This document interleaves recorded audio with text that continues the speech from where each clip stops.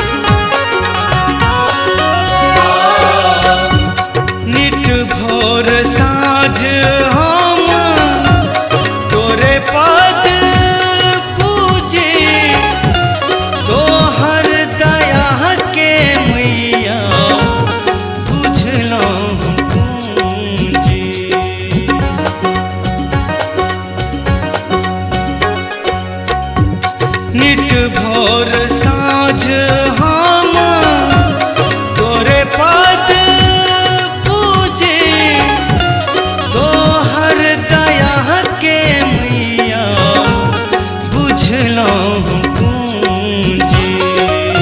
सबटा व्यर्थ लगैया मागे सबटा व्यर्थ लगैया माँ सबटा व्यर्थ लगैया मागे सबटा व्यर्थ लगैया मागे सबटा व्यर्थ लगैया तू दुखदाई भेलक जो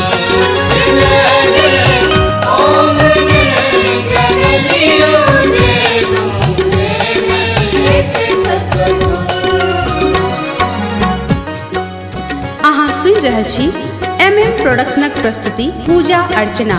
गायक अपने जानल पहचानल मनीष मिश्रा, गीतकार अमित मिश्रा आ स्वर्गीय कालीकांत झा बुझ, संगीतकार अपने सुपरिचित सतीश अर्पित जी।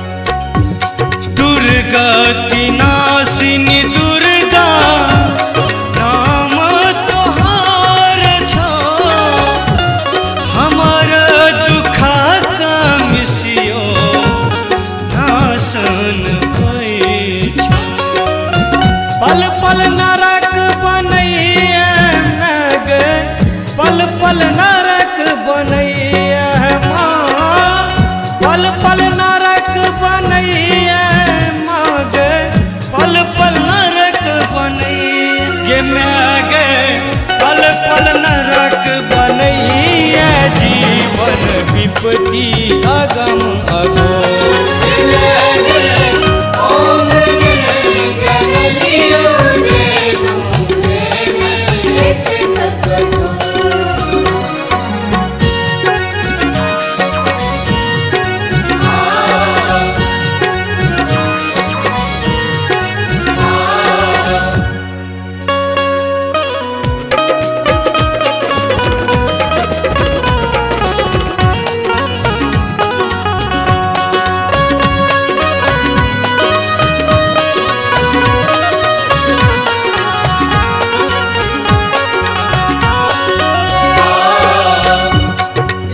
दर्शन ले तोहर